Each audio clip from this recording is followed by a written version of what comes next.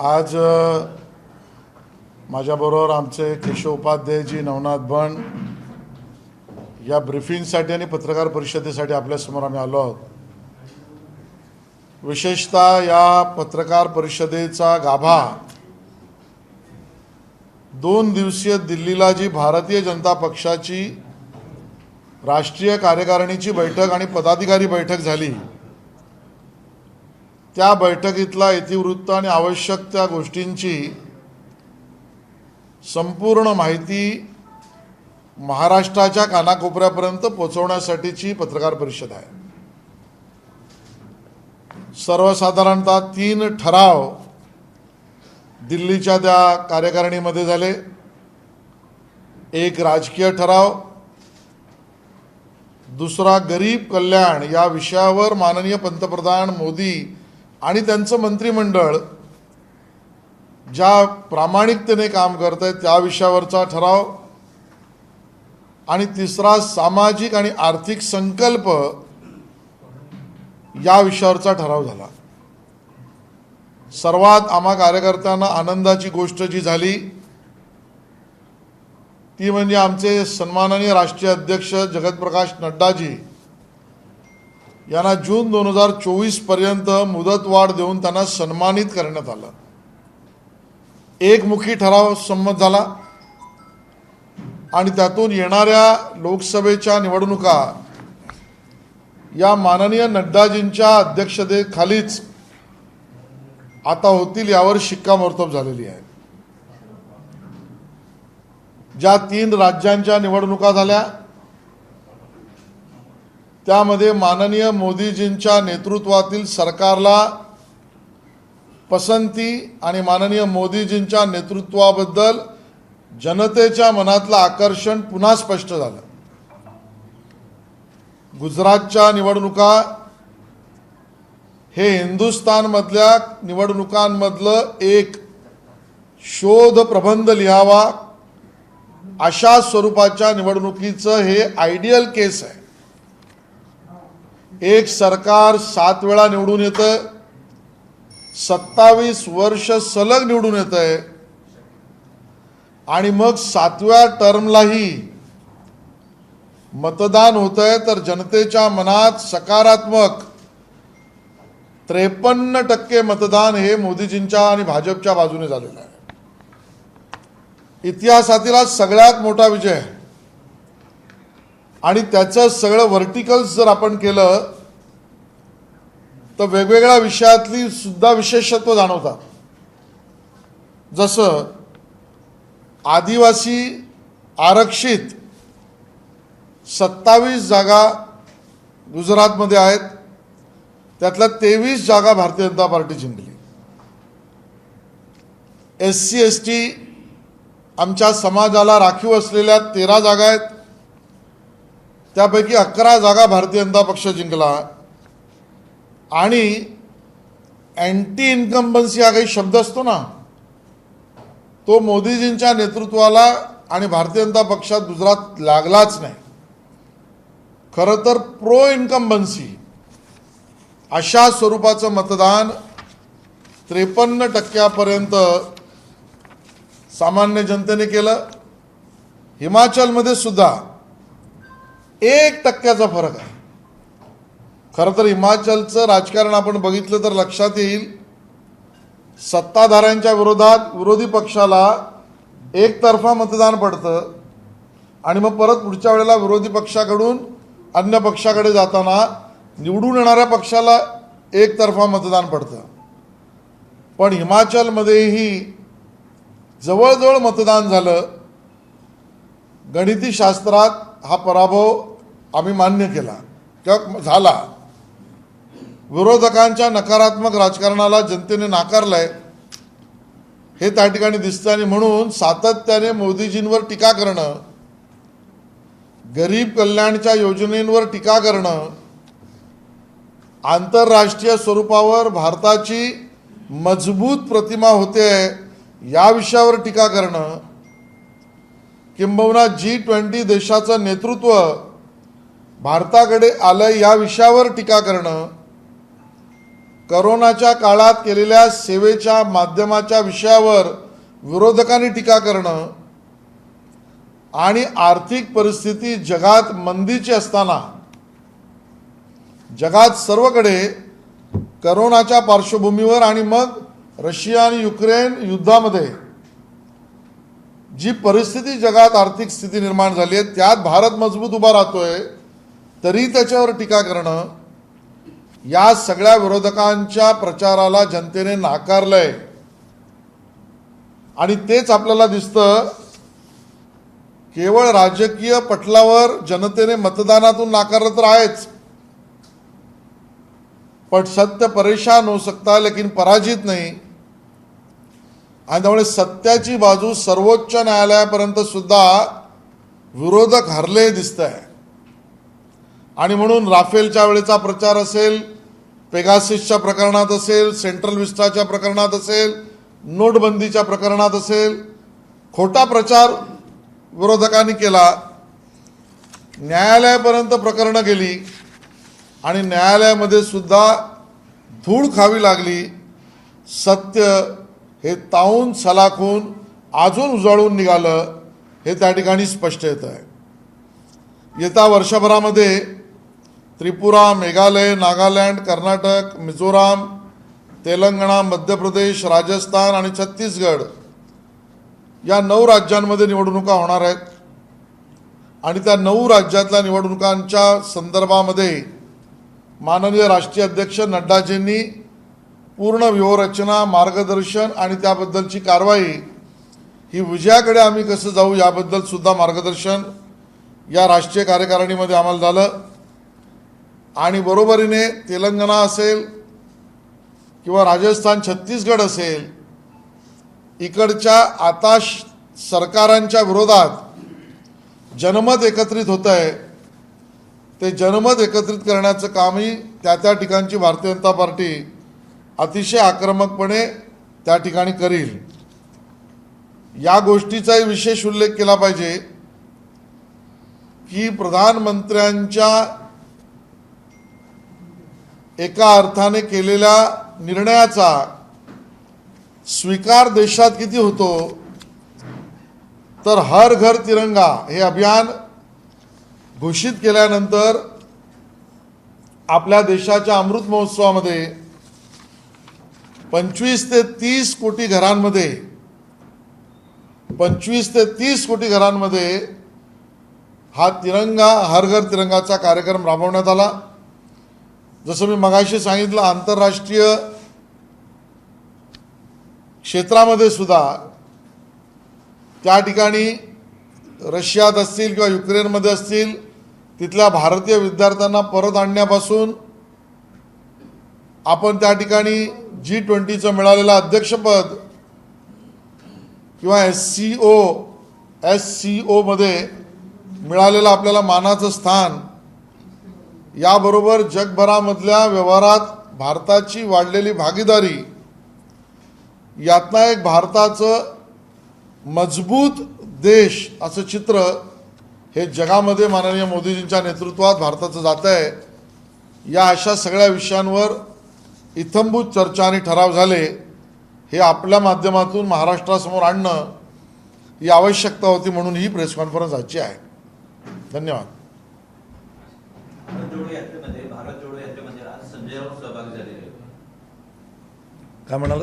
भारत जोडो यात्रेमध्ये जम्मूमध्ये आज संजय राऊत सहभागी झाले. मी सकाळी स्पष्ट केलंय, राम जन्मभूमीच्या अभियानात कारसेवक ज्या वेळेला आपला बलिदान देत होते, साधू संत त्या ठिकाणी या अभियानाची पूर्ण मुहूर्तमेढ करत होते, संघ परिवार या सगळ्यात जोमाने लागला होता सर्व सोडून, त्यावेळेला हे महाशय संजय राऊत प्रभादेवीच्या गल्लीमध्ये लपून बसले होते.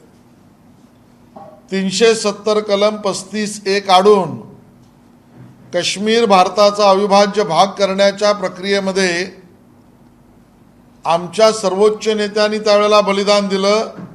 आणि आता या सगळ्या लढाईतून कायदेशीर लढाईत मार्ग काढताना त्यावेळेला आमचे हे महाशय संजय राऊत हे सार्वजनिक प्रदूषणाचे कार्यक्रम रोज मीडियासमोर करत होते. आणि मग त्यानंतर आपला देव देश आणि धर्म हे अभियान आम्ही सुरू करू म्हणताना ते परागंदा होते महाशय. आणि मग आता सगळ्या महाविकास आघाडीच्या प्रकरणात पुढे येऊन स्वपक्षाची शकले त्यांनी उडवली. सरकार गेलं, खासदार गेले, आमदार गेले. त्या स्वपक्षाची शकल उडवल्याच्या कार्यक्रमातला हा पुढचा टप्पा आहे. आणि त्यामुळे अशा भल्या कामाला लागलेले संजय राऊत यांनी बिनाडर राहुल गांधीजींबरोबर नक्की चालावं. ते जितकी पावलं चालतील तितकं महाराष्ट्रामध्ये उद्धवजींच्या शिवसेनेच्या विजयाचे रस्ते बंद होत जातील, हे चित्र आहे. एकीकडे राज्यामध्ये छत्रपती संभाजी महाराजांविषयी राजकारण केलं जात आहे. धर्मरक्षक म्हणायचं की स्वराज्य रक्षक म्हणायचं या संदर्भात आंदोलन केले जात आहे. दुसरीकडे राज्य सरकारने महत्त्वाचा डिसिजन घेतला आहे की छत्रपती संभाजी महाराजांची जयंती ही शासकीय आणि निमशासकीय कार्यालयामध्ये साजरी केली जाणार. त्या संदर्भातला आदेश देखील जारी केला. मला याचा आनंद आहे. मी सरकारचं अभिनंदन करीन, विशेषतः मुख्यमंत्री एकनाथ शिंदेजी आणि उपमुख्यमंत्री देवेंद्र फडणवीसांचं, की धर्मवीर छत्रपती संभाजी महाराजांच्या जन्मजयंतीचा अधिकृत सरकारी कार्यक्रम होईल आणि तसा निर्णय घेतला. मला वाटतं आजपर्यंत या निर्णयापासून जे पळाले त्यांनी स्पष्टीकरण देण्याची वेळ आहे. आमचा सवाल उद्धव ठाकरेजींना आहे, ना तुम्ही त्या विमानतळाचं नाव बदललं, ना तुम्ही त्यासाठी काही प्रयत्न केलेत, ना धर्मवीर छत्रपती संभाजी महाराजांच्या जयंतीसाठी काही प्रयत्न केलेत. आज भारतीय जनता पक्ष आणि बाळासाहेबांच्या शिवसेनेने केलं आहे. तुम्ही आतापर्यंत या विषयामध्ये अलाहित का राहिलात, याचं उत्तर उद्धवजींनी द्यावं. पंतप्रधानांचा काल दौरा झाला मुंबईमध्ये, मात्र हा दौरा फक्त मुंबई महानगरपालिकेची निवडणूक जिंकण्यासाठी होता, असा आरोप विरोधकांकडून सुरू आहे. त्यांच्या मनात धडकी भरत असेल आणि जर त्यांना वाटत असेल हे जिंकण्यासाठी आम्ही केलंय, तर त्यांच्या वाटण्याला आमचं काही नाही. आम्ही जिंकण्यासाठी करतो. काल पंतप्रधान नरेंद्र मोदी यांनी डबल इंजिनचं सरकारचं कौतुक केलं. त्यानंतर मुख्यमंत्री एकनाथ शिंदे यांनी सांगितलं की यानंतर महानगरपालिकेत पण ट्रिपल इंजिन दिसेल. तर तिसरं इंजिन आहे नेमकं कोणतं आहे आणि याची अधिकृत घोषणा काय करण्यात येणार आहे का? स्पष्टच आहे ना, याच्यात अधिकृत आणि अनधिकृतचा विषय कुठे आहे. बाळासाहेबांची शिवसेना आणि भाजप मुंबई महापालिकेत निवडून येईल आणि मुंबईकरांची सेवा करेल, असं ट्रिपल इंजिन असेल. 7 राज्याच्या ज्या निवडणुका होणार आहेत त्याच्यासाठी रणनीती 2 दिवसाचं बैठका झाल्या आणि त्याच्यामध्ये रणनीती ठरला असं तुम्ही आता सांगितलं. मात्र मुंबई 7 राज्याच्या निवडणुकांसाठी मुंबईसाठी रणनीती कधी ठरणार आहे? नाशिकमध्ये तुमची बैठक होणार आहे आता. मुंबईतली रणनीती ठरली आणि कार्यक्रमही सुरू झाला आहे. विशेष जबाबदारी कुणावर? कळेल हळूहळू. राज्य निवडणूक आयोगाची भेट होती आहे, त्यामध्ये ठाकरे गटाकडनं एक सोबत आर्ग्युमेंट असं केलं जाणार आहे की काल मुख्यमंत्री उद्धव ठाकरे यांनी बीकेसीच्या सभामध्ये मी मोदींचाच आहे अशा स्वरूपाचा उल्लेख केला. म्हणजे स्वतःच्या पक्षाचं अस्तित्व नाकारलं, स्वतः मुख्यमंत्री म्हणून नाकारतायत अशा स्वरूपाची ऑडिओ आणि व्हिडिओ क्लिप सादर केली जाते. ते तर काल 19 जानेवारी 2023ला एकनाथ शिंदेजींचं वाक्य दाखवत आहेत ना. माझ्याकडे डझनभर वाक्य 2019ची आहेत, ज्यात उद्धव ठाकरेंसहित त्यांचे सगळे उमेदवार म्हणालेत की आम्ही मोदींचे आहोत. मग त्यावर काय करायचं? तुम्ही 2023च्या वाक्यावर जर मला प्रश्न विचारणार असेल तर माझा प्रश्न उद्धवजींच्या शिवसेनेला आहे. 2019च्या निवडणुकीच्या प्रचारामध्ये 1 डझन वाक्य मी दाखवीन उद्धवजींची की मी मोदींचा आणि म्हणून मला मतदान करा. मग तेव्हा पक्ष विसर्जित केला होता उद्धवजींनी, असा आमचा आरोप आहे. बीबीसीने द मोदी क्वेश्चन नावाची डॉक्युमेंटरी रिलीज केली आहे ब्रिटनमध्ये, जी भारतात दाखवलेली नाही. त्याबद्दल पक्षाची भूमिका काही ठरली आहे का? भूमिका काय मांडायची? ज्या पद्धतीची मांडणी ते करतायत, त्यामुळे बीबीसीने आता त्यांचं नाव बीबीसी म्हणजे बायस बोगस कॅम्पेनर असंच ठेवावं, असं आमचं म्हणणं आहे. ठीक है, हिंदी ये सब.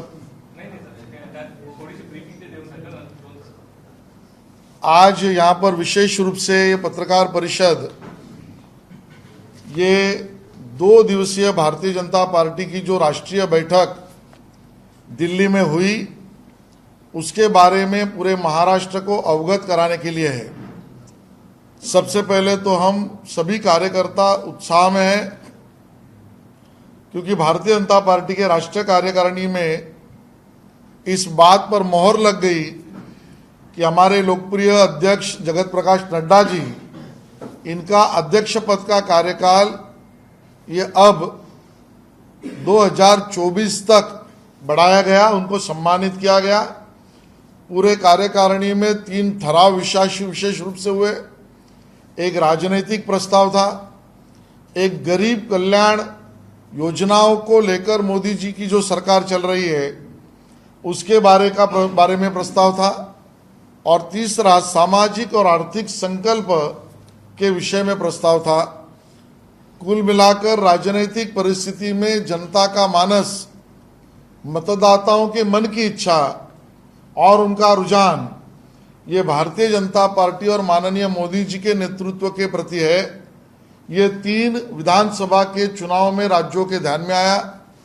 गुजरात का विजय तो अभूतपूर्व था, वहां पर 182 में से 156 सीटें जीतना, वो भी 7वीं बार सरकार लाना, 27 साल कंटिन्यूअसली सरकार बीजेपी की बनना, और उसमें भी पिछड़े वर्ग के जितने सीटें आरक्षित है कुल मिलाकर 13, उसमें से 11 जगह पर जीतना, और आदिवासी इलाकों में जो आरक्षित 27 में से 23 सीटें जीतना, ऐसे अलग अलग बिंदुओं पर ये चुनाव और इसकी जीत ये भारतीय राजनीतिक इतिहास में संशोधन का विषय बन सकती है। इतना बड़ा अभूतपूर्व यश ये भारतीय जनता पार्टी को मिला है, और स्वाभाविक है हमारे विरोधियों को इन राज्यों के चुनाव में लोगों ने नकारा है।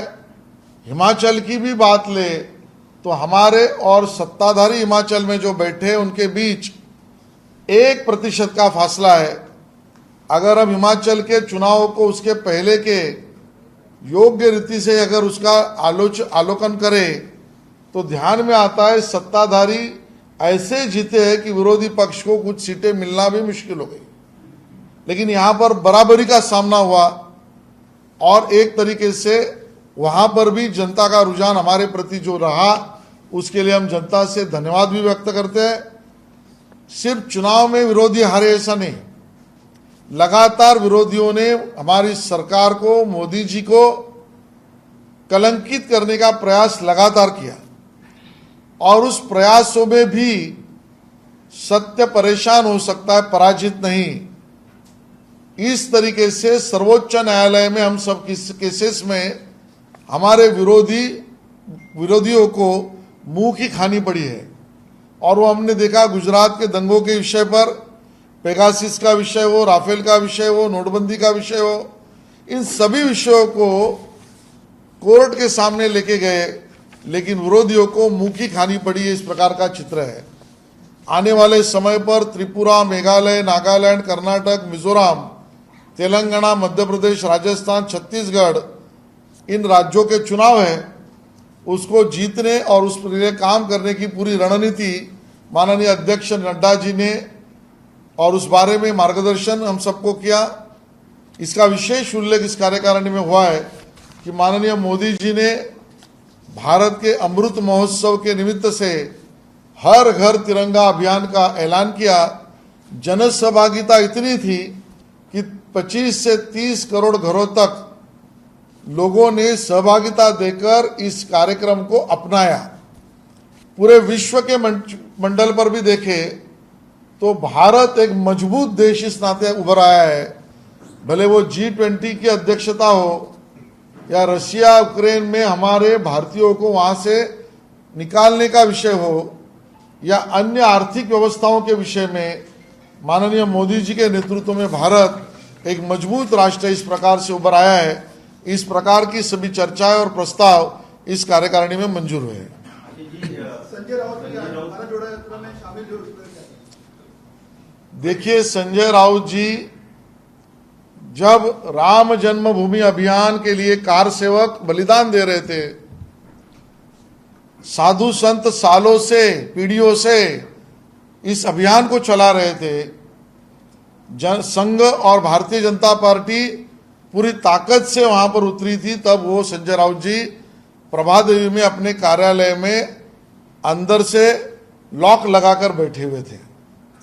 हमने देखा कि जब 370 और 35A निकालकर कश्मीर भारत का अविभाज्य भाग बनाना इस गतिविधि में पूरा देश जुट गया, तब इसके विरोध में एयर पोल्यूशन का कार्यक्रम मीडिया के सामने संजय राउत जी कर रहे थे। वही हमने देखा कि घोषणा तो देव देश और धर्म की, लेकिन इस सब से भागकर हिंदुत्व को छोड़कर कांग्रेस और राष्ट्रवादी कांग्रेस से अलायंस करने में जुटे हुए संजय राउत जी थे। जब से कांग्रेस और राष्ट्रवादी कांग्रेस का दामन उद्धव जी के शिवसेना ने संजय राउत के बोलने पर संभाला, उस दिन से शिवसेना उद्धव जी की कम कम होती जा रही है।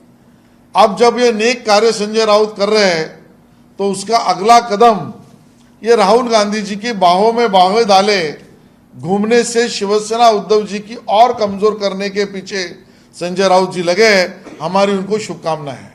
उद्धव जी की शिवसेना ने कांग्रेस को लेकर चिंता जताई है कि कांग्रेस को मतलब इस तरह से राहुल गांधी की भारत जोड़ो यात्रा में बाकी विपक्षी दल एक साथ नहीं आए, केसीआर, अरविंद केजरीवाल और अखिलेश यादव एक मंच पर आए, तो उनका कहना था कि बीजेपी के खिलाफ एकजुटता दिखानी चाहिए, तो कांग्रेस के खिलाफ ही शक्ति प्रदर्शन किया जा रहा है।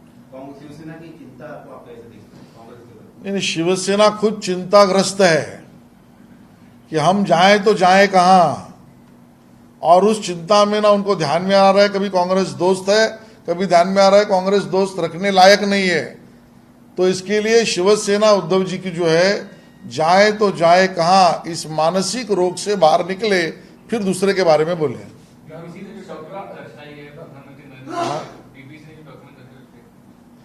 बीबीसी का इस प्रकार का झूठा कैंपेन देखकर हम इतनी ही प्रतिक्रिया दे सकते हैं, बीबीसी यानी बायस बोगस कैंपेनर, और इससे ज्यादा कुछ नहीं। छत्रपति संभाजी महाराज की जयंती मनाने का जो सरकार ने फैसला किया है, खासकर आप तो रास्ते पर उतरे और उसके बाद ये सारी चीजें, हम सरकार का अभिनंदन करते हैं, विशेष रूप से हमारे मुख्यमंत्री एकनाथ शिंदे जी और उप मुख्यमंत्री देवेंद्र फडणवीस जी का, कि धर्मवीर छत्रपति संभाजी महाराज जी की जन्म जयंती ये अभी पूरे महाराष्ट्र में सरकार की दरबार में और सरकारी कार्यक्रम इस नाते मनाई जाएगी। ये हमें अभिमान का विषय है। बाला साहब के पोर्ट्रेट का अनावरण किया जा रहा है, सबको न्योता दिया गया है, लेकिन शिवसेना वहां पर कली काटने की कोशिश में है, उसको आप कैसे देखते हैं? भाई देखिए, इसमें उन्होंने आना या नहीं आना उनका विषय है। व्यक्तिगत मेरा मानना है और पार्टी का भी मत ऐसे ही है कि सम्माननीय हिंदू हृदय सम्राट बाला साहब ठाकरे जी, इनका तैल चित्र ये अगर सम्मान पूर्वक महाराष्ट्र के विधानसभा में लगाया जा रहा है तो ये अपॉलिटिकल कार्यक्रम है, सभी ने आना चाहिए और सभी ने अपना सम्मान पूर्वक भाव वहां पर प्रदर्शित करना चाहिए।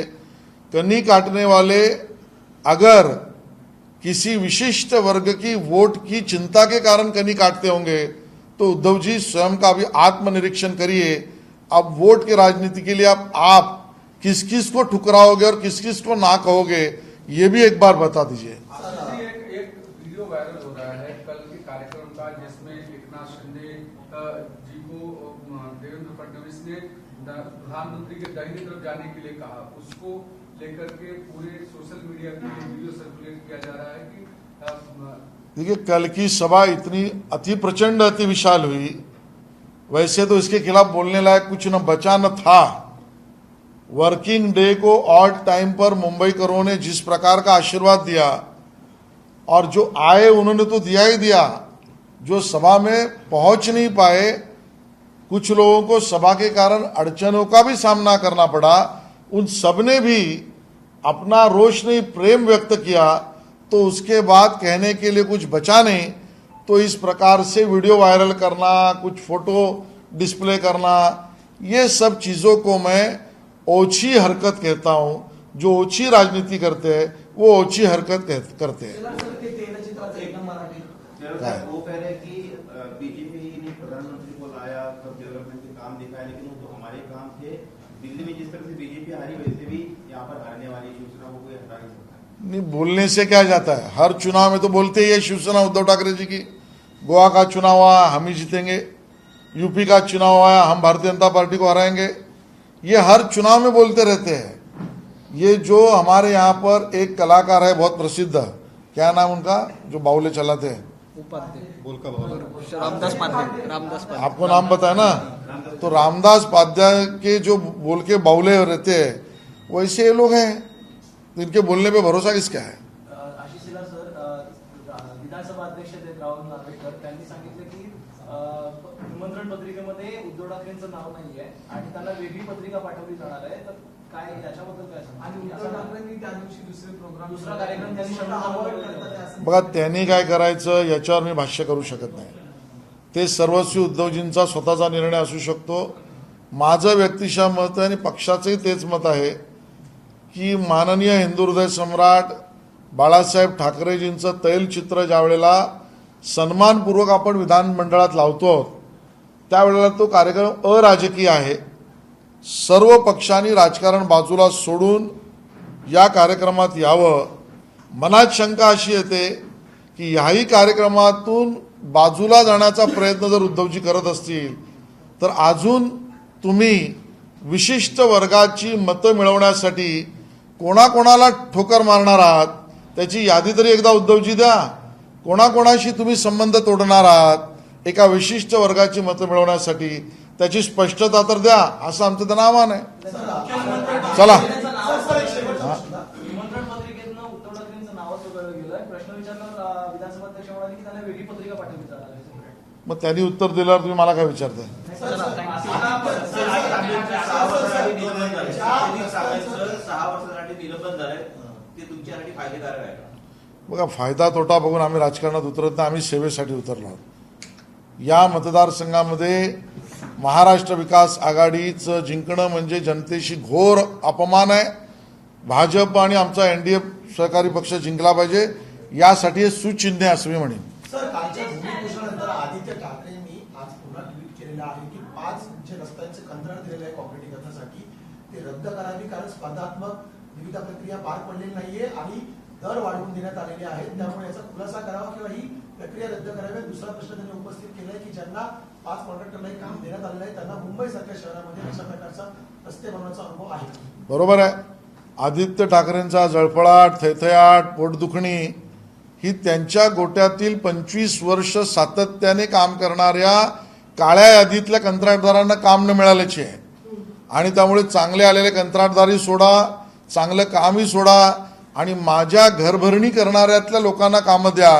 हा आदित्य ठाकरेंचा पोटदुखीचा प्रकार आहे. ते कधीही होणार नाही. जनतेला, मुंबईकरांना खड्डेविरहित रस्ते पाहिजेत. 25 वर्षात तेच कंत्राटदार, तीच पद्धत, तीच रिंग आणि तेच त्यांच्या घरातली लोक, त्यांच्याकडनं पैसे वसूल करायला अनिल परब, त्याच्यासाठी सचिन वाजे, हे सगळं आम्ही पाहिलंय.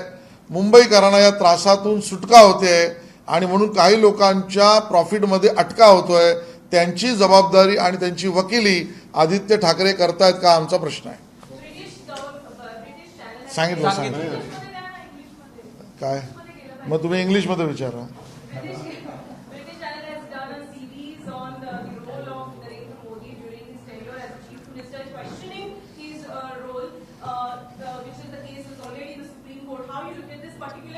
This campaign is ill-managed campaign. For us, BBC means bias, bogus campaigner. That's all. Thank you. Thank you. ABP माझा, उघडा डोळे बघा नीट.